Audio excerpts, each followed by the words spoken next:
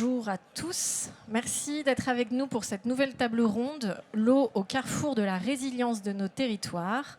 Alors en matière d'eau, on va le voir et on le sait déjà, les impacts du changement climatique se font déjà ressentir cruellement. Tous les référentiels connus sont bouleversés, des sécheresses inédites, on a tous en tête 2022, mais aussi des régions qui connaissent des épisodes pluvieux très intenses et des inondations sans précédent.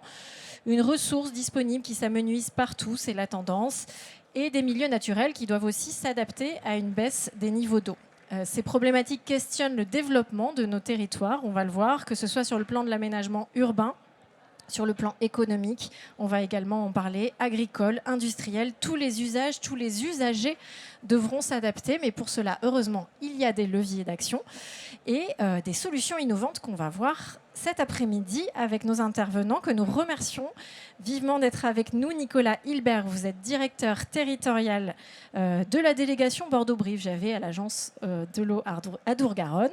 Bruno Leménager, directeur du développement et directeur territorial sud-ouest au CEREMA. Alors, le CEREMA, on rappelle, mais j'imagine que tout le monde connaît ici, c'est un établissement public qui offre une expertise pour la transition écologique et la cohésion des territoires. Khaled Almezayen, vous êtes président et cofondateur d'Innovaya, une entreprise à impact dans le traitement de l'eau. Vous allez nous expliquer tout ça. Et Jean-Nicolas Detourbet, responsable des relations clients chez Mycophyto. Chez vous, on parle de solutions biologiques pour nos sols et vous allez aussi nous parler champignons, mais je ne vais pas en révéler trop.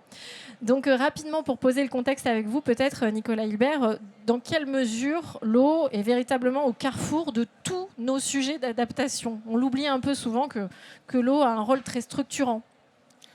Alors effectivement, dans nos activités de tous les jours, on utilise de l'eau.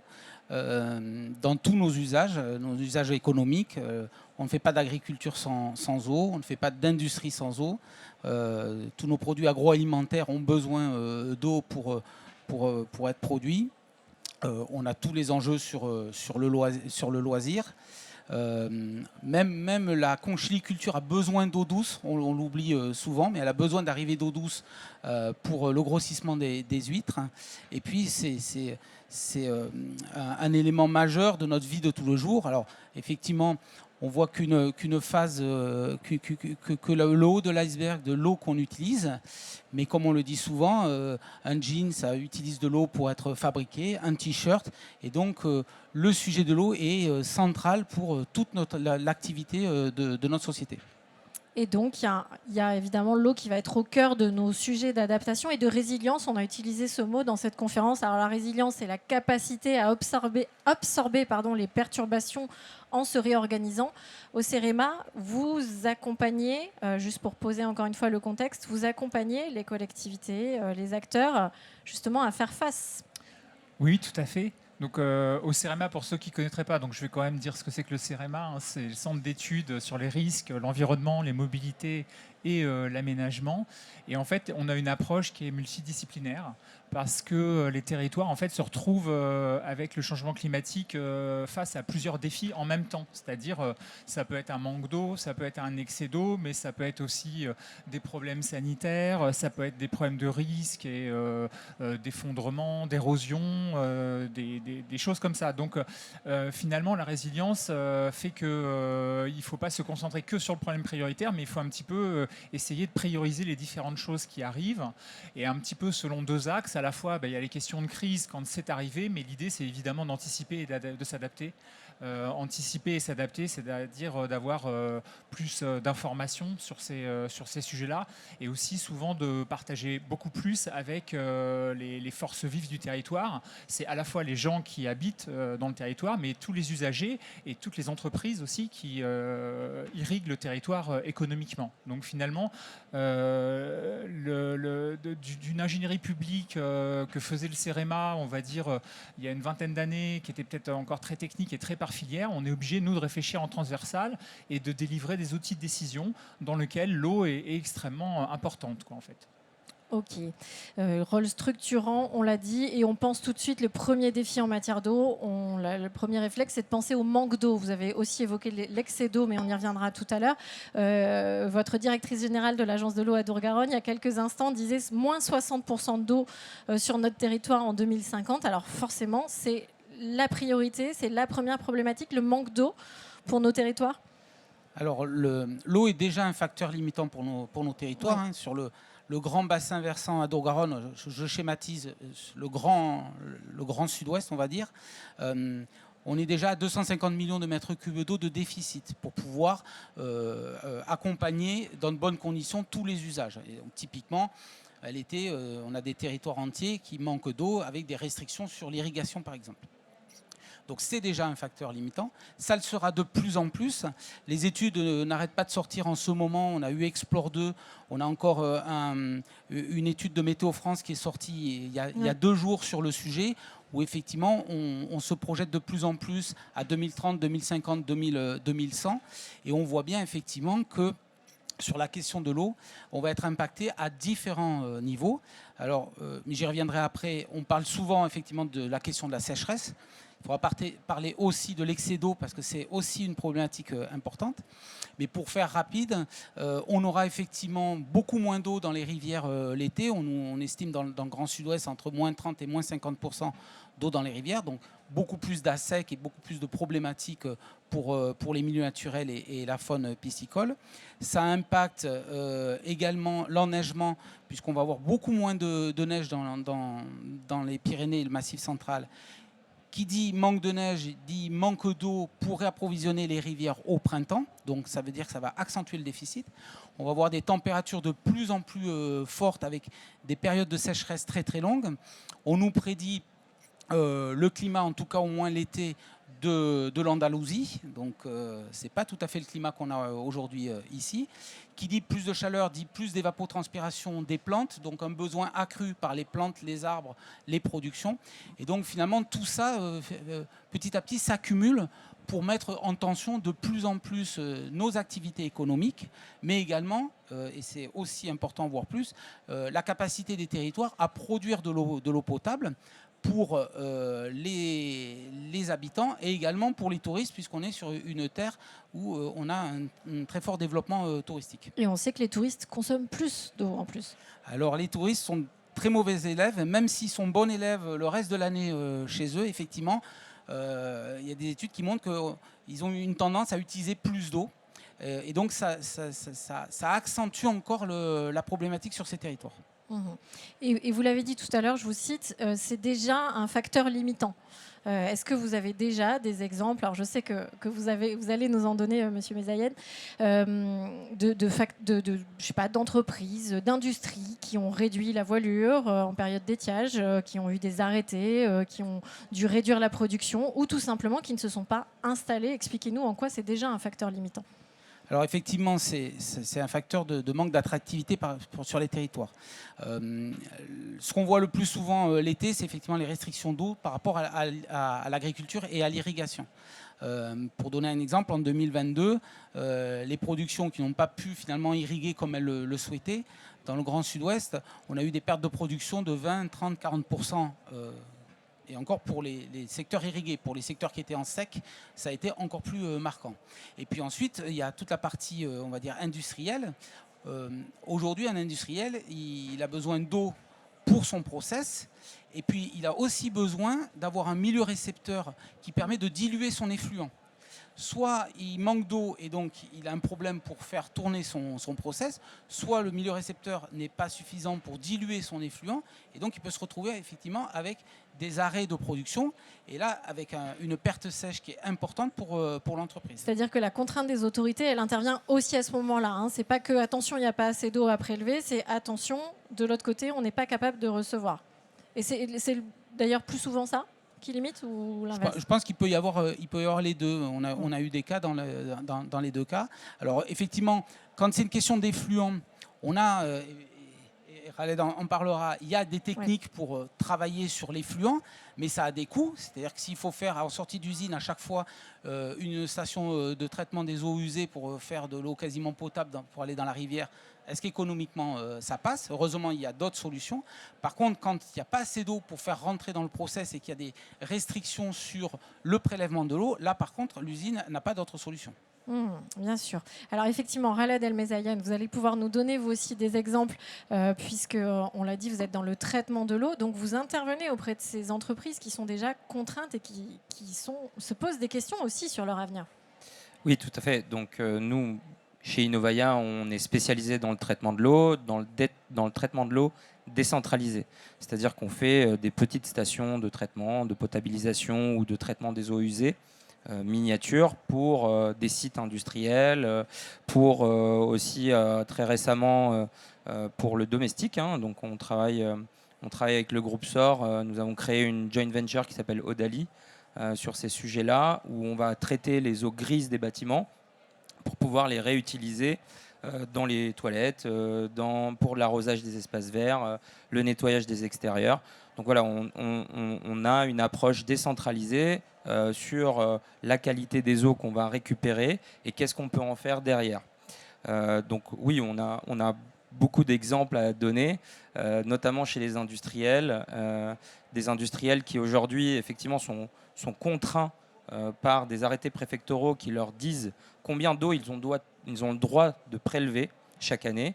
On a beaucoup parlé de l'industrie agroalimentaire qui est le plus gros consommateur d'eau dans l'industrie en France. L'industrie agroalimentaire, c'est 30% des prélèvements de l'industrie. Bon, c'est loin derrière les prélèvements agricoles, mais ça reste important. Et il y a eu beaucoup de décrets qui ont permis justement à ces industriels de mettre en place des choses. Et la première chose qu'on leur a demandé de faire, c'est de mesurer leur consommation. Et ensuite, c'est de dire, à partir de cette consommation, qu'est-ce que vous avez le droit de prélever et comment vous avez le droit de prélever. Et ensuite, avec le fameux plan eau, qui demande à tous les pans de l'industrie, mais également agricole, de réduire d'au moins 10% leur prélèvement. Et bien là, pour le coup, c'est sur la base de ce qu'ils auront mesuré d'une année étalon. Donc, ils auront des efforts à faire. Voilà. Et donc vous, qu'est-ce que vous proposez comme solution, comme innovation en réponse? Vous les accompagnez dans cette transition finalement. Alors déjà, on leur fait prendre conscience de leur usage. C'est déjà pas mal. On va les accompagner dans la cartographie de leur flux afin d'éliminer par exemple des parties du process qui n'ont pas besoin d'eau, parce que la meilleure des solutions, c'est de ne pas utiliser d'eau et d'en prélever le moins possible. Donc ça, c'est la première étape. Et ensuite, lorsqu'on a fait tout ce travail de rationalisation des usages, ensuite on va aller chercher des solutions techniques qui vont traiter l'eau, et on va recréer des stations de traitement, des mini-stations de traitement, soit au niveau d'un process. Là, on a un très gros projet à Toulouse sur l'usine de paracétamol de Toulouse, où en fait on est en train de repenser complètement le process pour que à chaque étape du process, on recycle les effluents. Donc on va très loin dans le recyclage pour avoir zéro rejet liquide. Donc voilà les solutions qu'on peut mettre en place. On peut venir aussi traiter les eaux, effectivement les effluents résiduels finaux chez les industriels, pour les amener à une certaine qualité, pour en faire des eaux pour de l'irrigation par exemple, pour des usages de nettoyage qui sont utilisés aujourd'hui. Donc on va les aider à réduire leur prélèvement et d'être un peu plus résilients face à ces constats-là qui sont, on va avoir pratiquement 50% d'eau disponible en moins. Et si on veut y rajouter de l'industrialisation derrière, c'est beaucoup d'efforts qu'il va falloir mettre en place pour pouvoir suivre et le plan eau et le plan de réindustrialisation français. Oui, parce qu'on en parlait lors de la préparation. Tout ça, ça se déroule dans un contexte de réindustrialisation. On va vouloir relocaliser des activités. Aujourd'hui, on table sur certains prélèvements, mais à l'avenir, il y en aura encore plus si on suit ces modèles de réindustrialisation. Si on suit les modèles et en même temps, si on voit les nouveaux usages, aujourd'hui, on n'a pas vraiment de visibilité sur les nouveaux usages. On parle beaucoup des data centers, ça consomme énormément d'eau. Les usines de batteries pour électrifier notre parc de véhicules, tout ça, c'est des nouveaux usages qu'on n'avait pas l'habitude d'avoir et qui viennent se rajouter à la liste des entreprises qu'on va faire venir pour réindustrialiser. Donc il faut, au-delà du plan eau et au-delà du plan de réindustrialisation, d'avoir une vraie cartographie de la ressource, des capacités régionales et ensuite de répartir correctement la réindustrialisation. Il ne suffit pas de dire il faut réindustrialiser, il faut réduire la consommation. Il faut aussi On va le voir. positionner les bonnes personnes. Il faut bon endroit. anticiper sur les bonnes activités, sur les bons bassins versants. Vous vouliez dire quelque chose? Juste, le plan eau prévoit 10% de réduction sur nos activités telles qu'elles sont aujourd'hui, mais j'imagine qu'il faut imaginer beaucoup plus. Peut-être sur les outils de prévision, de modélisation.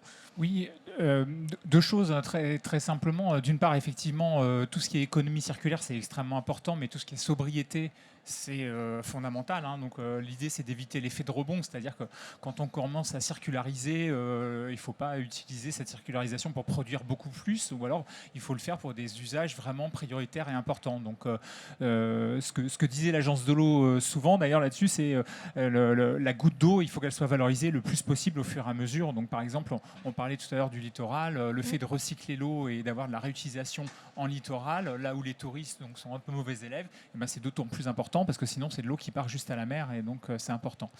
Juste sur l'activité du CEREMA, c'est vrai que nous on est à la fois à l'amont, à l'aval. À l'amont, c'est-à-dire de faire des outils, notamment ce qui a été utilisé par France Stratégie, donc le rapport qui est sorti le 15 février dernier et qui étend un peu la vision qu'avait Adour-Garonne donc sur le déficit hydrique à toute la France et montre que en fait les scénarios sont entre moins 15 et moins 40% de précipitations l'été.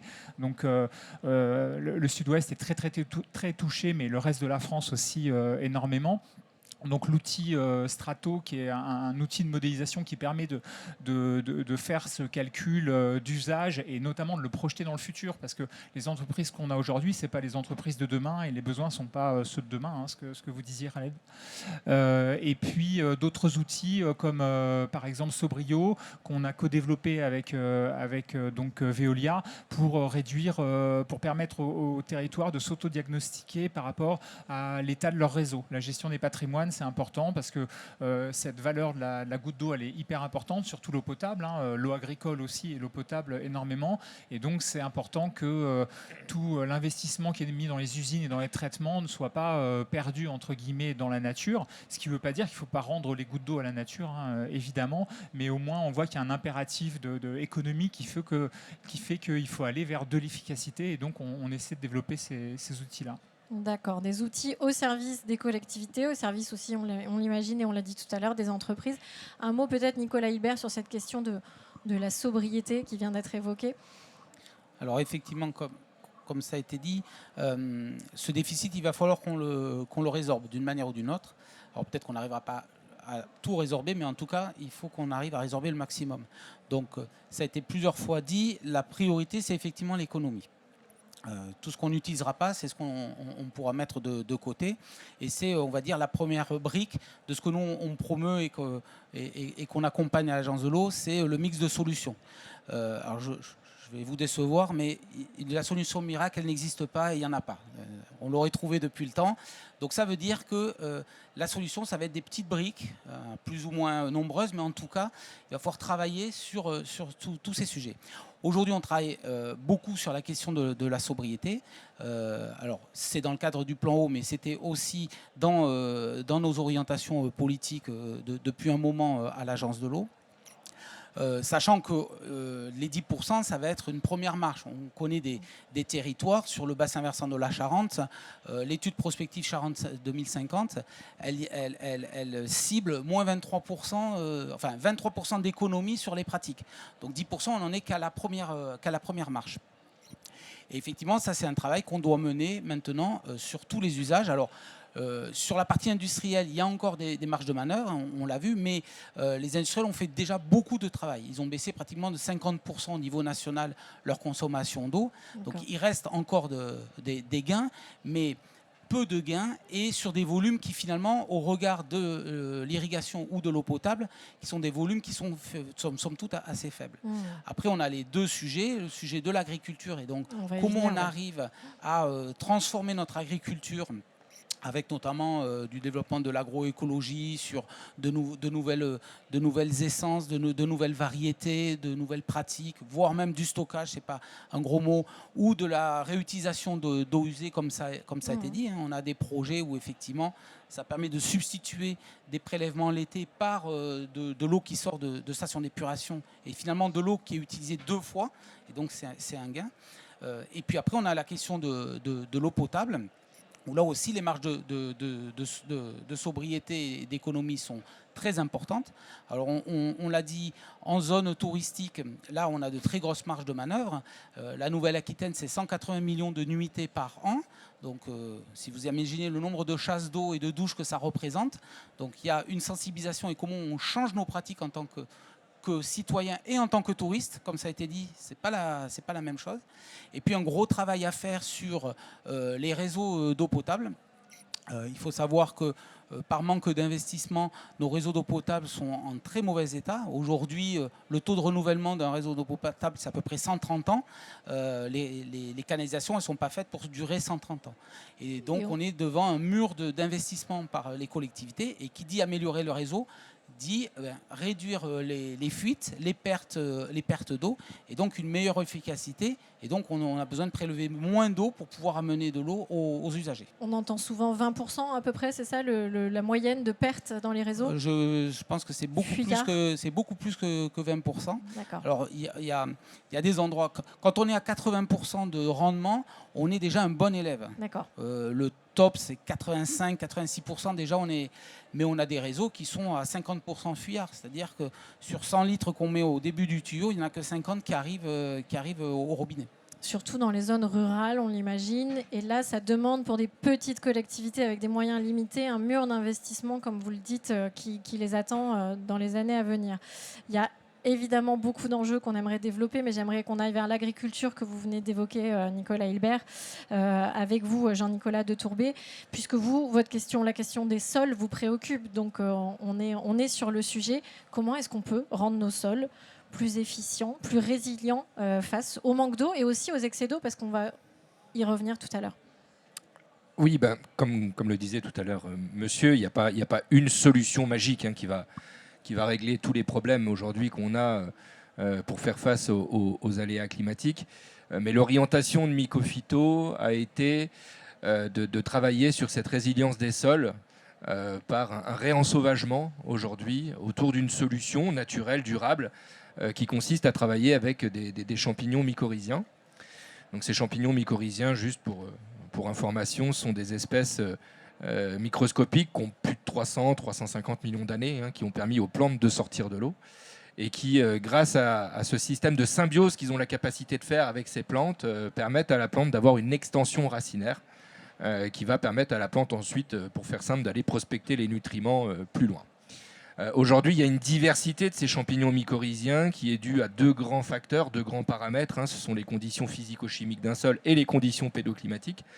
Et donc aujourd'hui, la capacité et l'innovation de Mycophyto, c'est d'être capable d'identifier de où on part, d'amplifier les champignons mycorhiziens qu'on a identifiés grâce à une biobanque qu'on a créée. On a une spin-off de l'INRAE, l'Université Côte d'Azur. On fonctionne en système de start-up avec des systèmes de levée de fonds.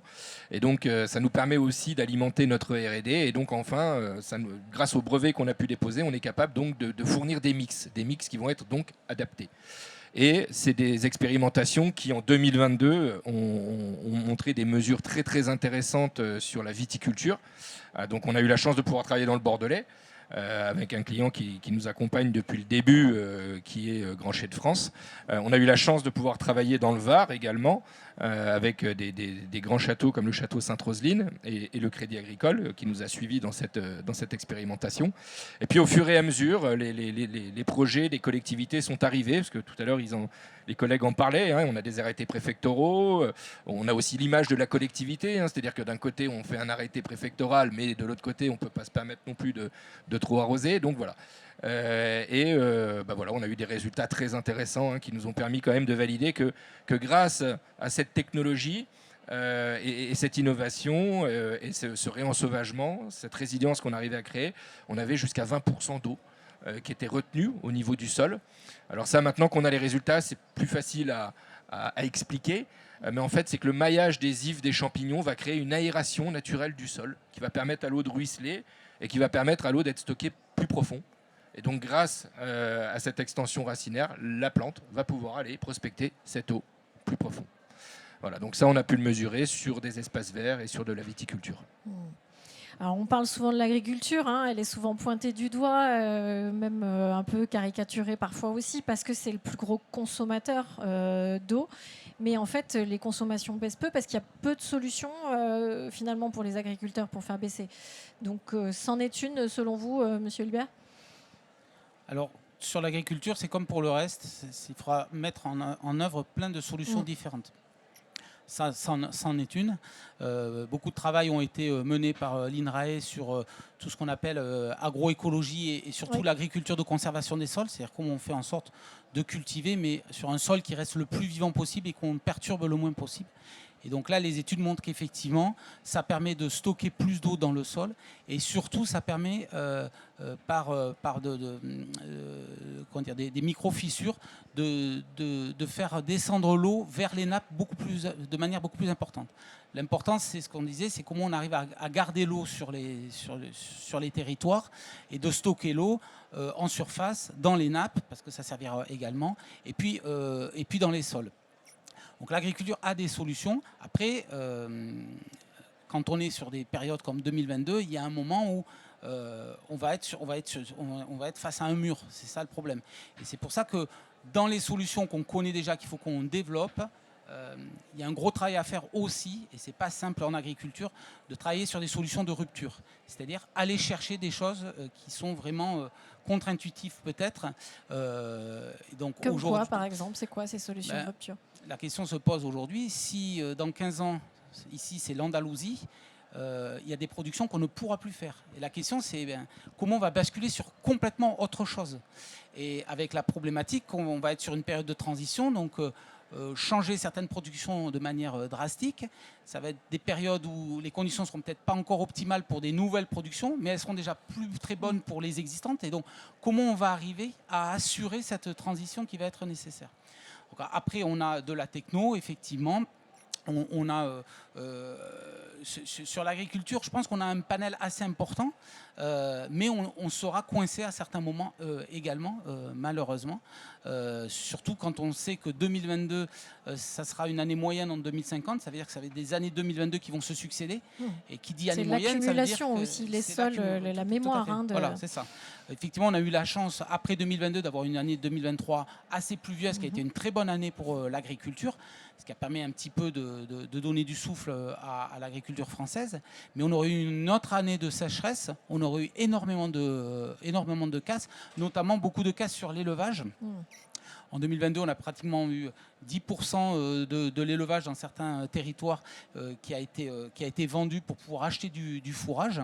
Et on le sait que pour la préservation de l'eau, le maintien des prairies naturelles et des prairies tout court, c'est essentiel, notamment en tête de bassin, parce que ça a un rôle d'éponge qui est très très important, un rôle d'auto-épuration, plus des rôles connexes sur l'emploi, la biodiversité. Enfin, il y a énormément d'externalités positives et le changement climatique va très fortement impacter l'élevage. Et la question, c'est comment on arrive à soutenir et à garder cet élevage dans ces zones-là, parce que sinon, la disparition de l'élevage va accentuer encore le problème.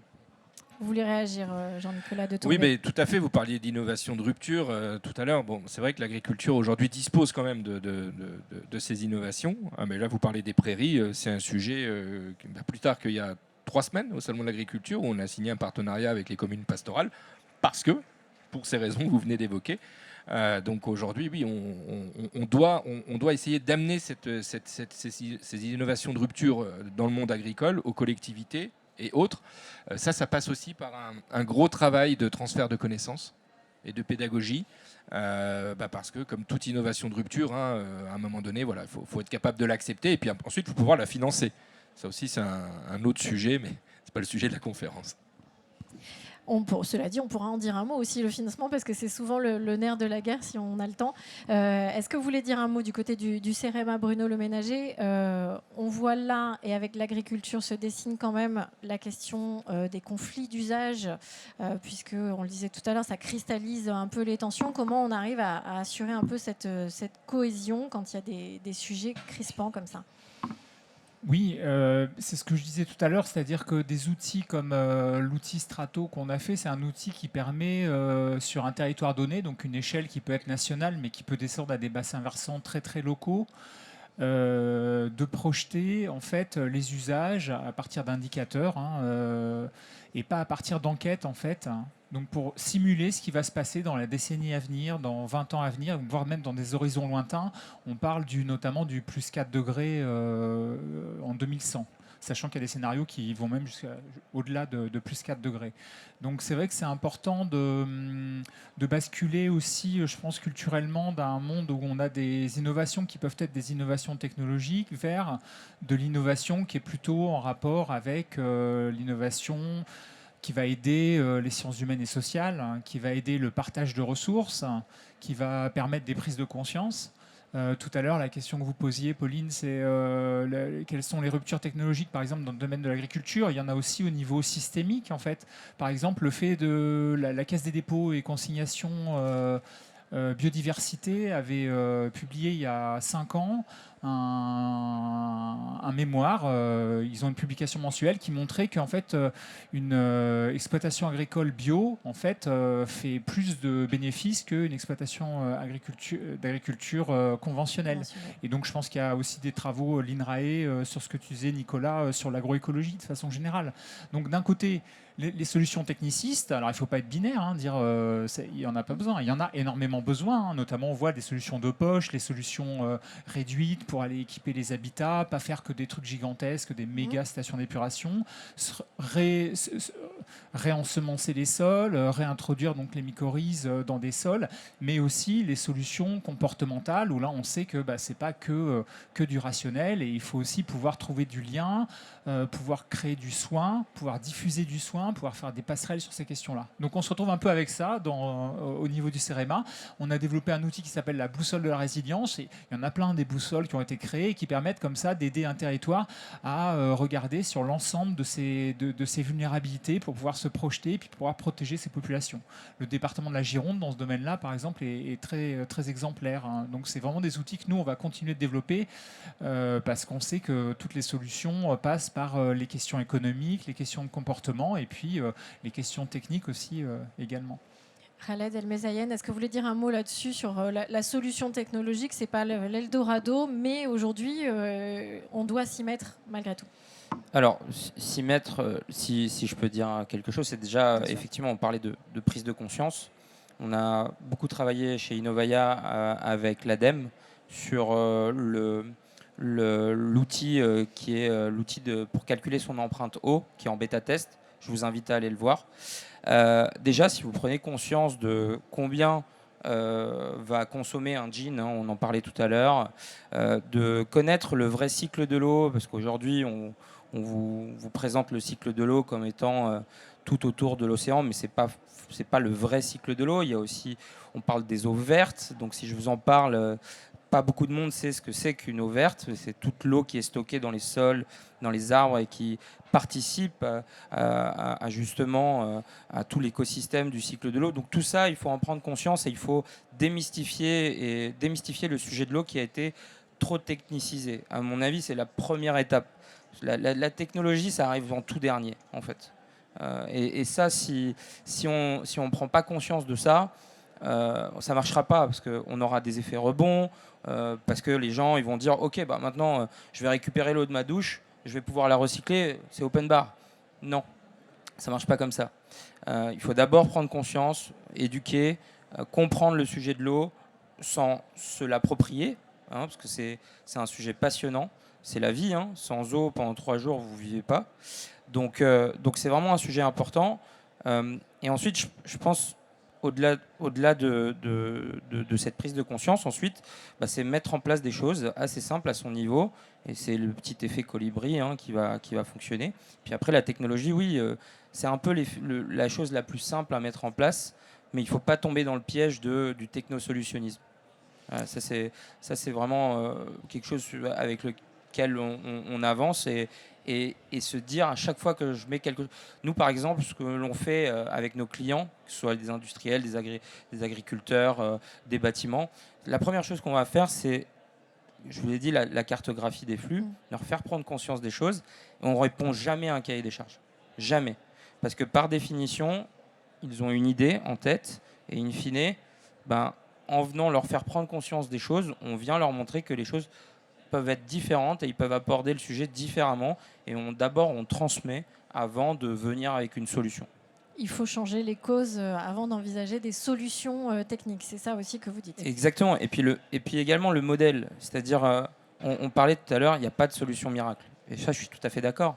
Et c'est du cas par cas, c'est un travail de fourmi, mais aussi un travail de remontée de données pour qu'ensuite des organismes comme le CEREMA puissent avoir les outils qui vont donner des indicateurs fins pour qu'on puisse derrière placer les bonnes solutions au bon endroit, avoir des décisions concertées et non pas juste silotées par un prisme purement technique. Avant qu'on développe juste tout à l'heure ce dernier point sur comment justement on pilote tout ça à l'échelle des bassins versants, comment on anticipe les outils un peu de gouvernance qui existent, j'aimerais juste qu'on revienne sur un point qu'on a évoqué tout à l'heure, c'est la question aussi de l'excès d'eau. On l'a dit en introduction, il va y avoir aussi de plus en plus d'épisodes de pluie extrême avec des territoires qui ne sont pas forcément adaptés. Et ça aussi, ça va être une clé dans l'aménagement du territoire. Comment vous le ressentez déjà sur le terrain? Peut-être si vous avez un mot à dire, ou Nicolas Hilbert, cette question du trop d'eau. Alors effectivement, bon sur le changement climatique, on a l'habitude de dire que la sécheresse et l'excès d'eau, c'est les deux faces d'une même pièce. Alors on est très focalisé sur la sécheresse parce qu'on a tous en tête l'année 2022 et on va dire l'année 2022 finalement ça a été entre parenthèses une bonne année parce que ça a donné à voir ce qu'allait être le futur finalement. Jusqu'à présent on disait les scientifiques nous disent ça va être comme ça, ça va se rapprocher de l'Andalousie, mais là, tout d'un coup, il y avait une d'un coup, tout le monde concrète. a réalisé ce que ça pouvait donner. Dans le Grand Sud-Ouest, c'est pratiquement la moitié des cours d'eau qui ont été en assec pendant des mois. Donc ça a été très très marquant. Sur la question de l'inondation, c'est un peu pareil. Cette année, on a eu Valence, on a eu le Nord-Pas-de-Calais, et on s'est rendu compte qu'on était très exposé à ces questions de pluviométrie. Plus près de nous, on a eu sur le bassin d'Arcachon, on a eu des pluviométries de l'ordre d'un taux de retour centenal, ce qui a entraîné des inondations très importantes avec des conséquences économiques. Sanitaires aussi. Voilà. Et ça, on pâtit aujourd'hui, finalement, d'un aménagement du territoire, d'une urbanisation qui n'a pas pris pendant longtemps l'eau comme le centre de la réflexion. Aujourd'hui, l'enjeu, c'est que toutes nos révisions de PLUI, nos révisions de SCOT doivent prendre l'eau dès le démarrage comme un facteur d'entrée important. Et pas que sur la ville, mais également sur le territoire. Aujourd'hui, une ville qui veut se prémunir de ces inondations, ça ne suffira pas de travailler que sur son territoire. Si elle ne travaille pas avec les communautés de communes qui sont en amont, ça ne servira absolument à rien.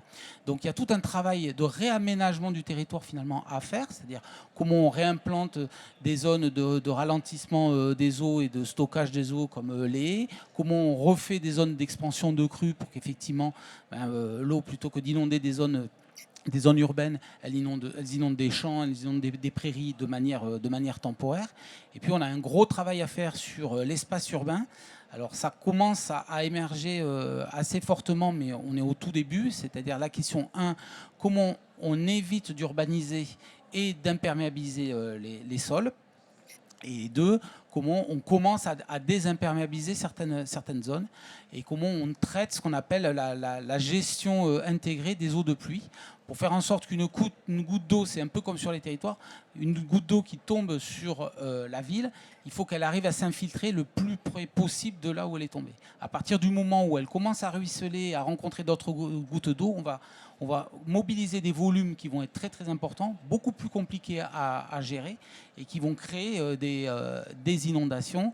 Et puis en ville, ça va également lessiver les sols et entraîner des sujets de pollution qui vont être très très importants également pour les rivières. Mais ça veut dire là encore que c'est un changement de philosophie. Il ne faut plus voir l'eau pluviale comme un effluent à évacuer, un déchet comme vous dites, mais comme une ressource en fait.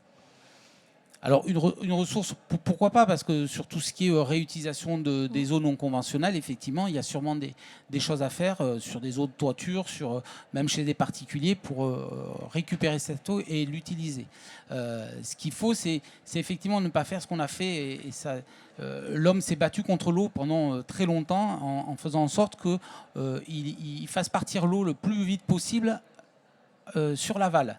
sauf que ceux qui étaient en aval, ils récupéraient tous les volumes au-dessus. Donc voilà, c'est déplacer le problème, mais c'est pas régler le problème. Donc comment on arrive à gérer sur notre espace ces afflux d'eau qui vont être de plus en plus importants. Avec des pressions démographiques dans certains secteurs pour implanter toujours plus. Alors on sait qu'il y a le ZAN, le zéro artificialisation nette, qui veille, mais c'est pas encore très calé. Bruno Le Ménager, au niveau du CEREMA, vous me disiez aussi que là aussi, il y a des outils pour modéliser, pour voir un peu, notamment avec l'intelligence artificielle, où l'eau va aller et comment on peut adapter son territoire. Oui, je pense qu'il y a il y a aussi deux façons de le prendre. Donc c'est ça, des outils très techniques. Par exemple, on travaille avec la communauté d'agglomération Pays Basque sur l'usage maintenant en fait des réseaux neuronaux. Alors bon, et ensuite l'intelligence artificielle est venue. Donc maintenant on fait des choses très bien pour prévoir les inondations, pour prévenir les inondations locales, pour guider les services de secours. Mais ce qu'il faut quand même rappeler un petit peu en couvercle de ça, et je vous invite vraiment à aller voir, c'est les rapports dont tu as parlé, Nicolas, Explore 2, c'est-à-dire la réutilisation des données du 5e rapport du GIEC au niveau hydraulogique, au niveau national. Il y a un MOOC qui dure 3 heures et vraiment je vous invite à le faire même si vous n'êtes pas spécialiste, sur le site de l'OIO, l'Office international de l'eau. Et vous y apprendrez qu'en fait on n'a pas les modèles pour savoir, pour dire comment le climat va se comporter localement pour les crues exceptionnelles. C'est-à-dire quand on est au-dessus de 5 ans, en fait, tous les spécialistes, il y a vraiment une quinzaine d'intervenants sur ce MOOC, expliquent qu'il n'y a pas de modèle. C'est-à-dire que ce qui est en train de nous arriver, ce qu'on a vu à Valence, ce qu'on a vu aussi dans le Canada il y a 2 ans, l'ouest du Canada, le dôme de chaleur, c'est des événements que les modèles ne peuvent pas envisager. Non, voilà. Alors, je ne veux pas s'aimer la panique. Je sais pas. Non, mais c'est bien, ça donne de quoi travailler. Déjà de ce genre de choses. Mais je veux dire, donc ça veut dire que c'est pour ça que je reviens un peu à la question de départ. L'eau, c'est hyper important, mais les élus ou les responsables des territoires, des entreprises, il faut bien voir qu'ils ont tout qui vient en même temps, la question de l'eau, la question des risques, la question de l'énergie, la question, enfin plein d'instabilités. Donc c'est vrai que le but, c'est vraiment d'être tous en mode collaboratif le plus possible pour apporter les réponses les plus scientifiques possibles, ce qui sont compliquées parce que quand les spécialistes disent on ne sait pas, les élus ils paniquent forcément un petit peu.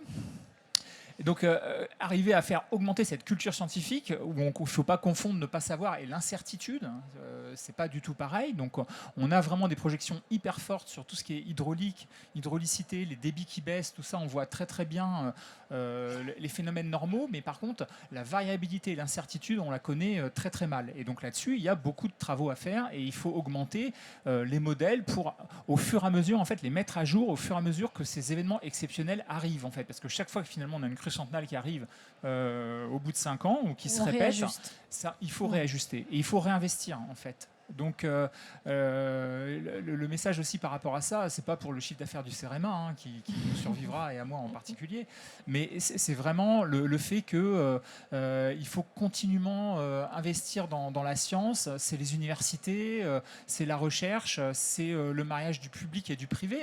Je crois que votre entreprise Raled, elle est avec l'Assor, avec un grand groupe, c'est hyper important d'avoir cet appui-là.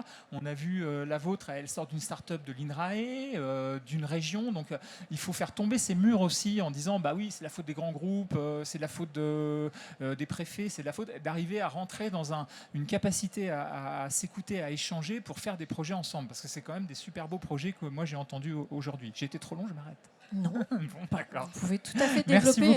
Il nous reste 5 minutes, on est tellement large. Vous vouliez réagir, Raled El Mezaoui? Non, mais tout a été dit. C'est effectivement ça, c'est faire tomber les murs entre le public, le privé. Enfin, on est tous concernés. C'est un problème général. Il y a effectivement Alors, je ne veux pas vous faire paniquer encore plus, mais là, on a parlé de quantité, mais on n'a pas parlé de qualité. Moi, je viens de Lyon, dans un bassin versant où on a les gros problèmes de perfluorés, les PFAS, les fameux PFAS. Là, on n'a aucun modèle et aucun moyen de monitorer en ligne ces pollutions. Donc, nous, on y travaille, pour le coup. On est lauréat France 2030 sur ce sujet-là, le programme Fanon. On travaille avec plusieurs universités sur ce sujet pour justement arriver à faire des modèles de corrélation entre micropolluants et pollution qualitative, parce que là-dessus aussi, c'est un vrai sujet. En fait, le sujet est tellement complexe et difficile à appréhender qu'on a besoin de l'énergie de tous les pans de la société. Effectivement, ça doit émerger de la société civile. Il faut qu'il y ait une prise de conscience aussi au niveau étatique, qu'il y ait aussi une grosse formation des différentes parties prenantes sur ces sujets-là, parce qu'on n'est pas assez nombreux à répondre à ces problématiques qui vont nous arriver en pleine figure. Et parce qu'on n'est pas assez conscient. Parce qu'on parlait aussi de la préparation, de la connaissance des élus, de l'acculturation à ces sujets-là. Même si on l'a dit, il y a eu 2022, est-ce qu'il y a quand même aujourd'hui une saison comme celle-ci peut vite faire oublier les problématiques en fait? Alors c'est déjà le cas, parce que quand on parle à certains élus, oui, ça va, on a eu assez de pluie, etc. Mais bon, c'est assez marginal parce qu'il y a quand même la peur que ça se reproduise. Dans certaines communes, il y a eu des camions-citernes qui sont venus alimenter les communes en eau potable avec des coûts énormes. Donc ça marque, c'était 600 ou 700 communes. Donc oui, ça marque. Mais au-delà de ça, c'est vraiment ce travail au-delà de la prise de conscience. La prise de conscience, c'est le premier pas pour aller trouver des solutions. Donc plus il y a de monde qui aura pris conscience de ces problématiques-là, plus il y aura de solutions qui émergeront. Très rapidement, dernier tour de table. Comment on fait concrètement, maintenant qu'on a un peu balayé modestement, parce que c'est large, les usages et les enjeux, pour mettre tout le monde autour de la table, pour prévoir, pour anticiper tous ces verbes que vous avez utilisés. Améliorer la gouvernance, ça fait aussi partie du plan haut, donc il y a du boulot. Comment on fait pour mettre tout le monde autour de la table et anticiper sur ces problématiques-là? Vaste sujet. Vos préconisations, en tout cas d'experts, quelles sont-elles? Nous, on a pu s'apercevoir qu'effectivement, changer les pratiques, déjà changer les logiciels, c'était important. D'où le mot rupture dans le monde agricole et dans le monde aussi des collectivités. Nous, en 2022, dans l'Est, dans le Sud-Est, effectivement, les collectivités nous ont fait des retours par rapport aux riverains avec l'arrêt de l'eau pour les car wash. Bon, bah là, c'était... Donc, on en est là, quoi. Je veux dire, à un moment donné, bon... On parle juste de nettoyer sa voiture. Donc, les gens, ils n'avaient pas cette connaissance qui fait que... et cette prise de conscience. Et après, oui, voilà, il faut mettre effectivement les politiques, il faut mettre les institutions de recherche, le monde public, le monde privé. On a quand même... Enfin, on ne va pas non plus être trop négatif. Je pense qu'il y a de belles choses qui se font aujourd'hui. Il y a des beaux accompagnements. Aujourd'hui, on parlait tout à l'heure de l'ADEME. On parle de BPI France, on parle aussi d'associations qui vont mettre en avant toutes ces activités-là. Je pense par exemple à la Ferme Digitale, qui est quand même une association de sociétés agritech, foodtech, qui permet justement de pouvoir aller au front devant les politiques pour dire bon voilà, maintenant il y a des solutions. Donc moi je ne suis pas non plus trop alarmiste. Je sais qu'il y a des solutions, mais oui, ça va passer par beaucoup de travail et beaucoup de transfert de connaissances. Un petit mot sur quelle gouvernance, avec quels moyens, Bruno Leménager? Je vous demande un petit peu l'impossible en quelques secondes, minutes, mais pour rester sur du concret. Oui, je pense que moi, je regarde un peu un niveau au-dessus, c'est-à-dire en quelques secondes, le secrétariat général à la transition écologique. Donc, c'est pas seulement le problème de l'eau, c'est la décarbonation, les sols, les ressources. Il est dit qu'en fait, pour avoir la bonne trajectoire, donc c'est pas juste le carbone, c'est vraiment l'ensemble des projets, y compris eau et sol. C'est en fait la moitié des efforts sont les entreprises et c'est l'économique. Un quart, c'est les citoyens et l'autre quart, c'est les collectivités. Donc ça peut servir de plusieurs façons. Vous pouvez vous dire que de toute façon, tout ce que vous ferez, c'est qu'un quart, donc ne vous mettez pas trop la pression non plus. Et c'est important de ne pas être écrasé par des déluges d'informations négatives. Mais en même temps, quand on a un quart de la responsabilité, ça vaut le coup d'aller voir les associations que vous connaissez ou que vous ne connaissez pas. Votre mairie, parce qu'ils font souvent des trucs super bien, des groupes de projets avec les citoyens pour rafraîchir la ville, pour faire revenir l'eau, pour s'occuper des aînés. Donc tout pareil sur cette question du soin, le soin à soi, le soin aux autres, le soin à l'environnement. Voilà, donc se renseigner et puis agir chacun à son niveau. Merci beaucoup. Un dernier mot effectivement de l'Agence de l'eau. Alors en termes de gouvernance sur l'eau, c'est très compliqué, c'est très cloisonné, c'est très fragmenté. Sur une préconisation, je pense que ce qu'il faut, c'est engager rapidement, ou en tout cas poursuivre, un gros travail de sensibilisation et d'acculturation des élus, parce que tout va passer à un moment ou à un autre par des choix politiques, et leur montrer que la question de l'eau, ça a été dit, c'est pas cloisonné. C'est-à-dire qu'il faut arrêter de penser eau potable, assainissement, eau agricole, eau industrielle, puisque tout est lié. Nous, à l'Agence de l'eau, mais pas que chez nous, on a arrêté de parler de cette dichotomie entre le petit cycle, qui est l'assainissement, l'eau potable, pour faire simple, et le grand cycle de l'eau, comme si c'était des cycles totalement indépendants l'un de l'autre. Sauf que quand on fait de l'eau potable, on pompe de l'eau dans une rivière, donc qui fait partie du grand cycle, qui a peut-être été polluée, dont les volumes sont faibles. Et donc, il faut avoir cette vision, finalement, un travail qui est systémique, pour qu'effectivement, on puisse... alors certes, c'est un jeu, c'est un puzzle, c'est un peu un Rubik's Cube, c'est pas simple, mais on n'y arrivera pas si on ne travaille que de manière sectorielle.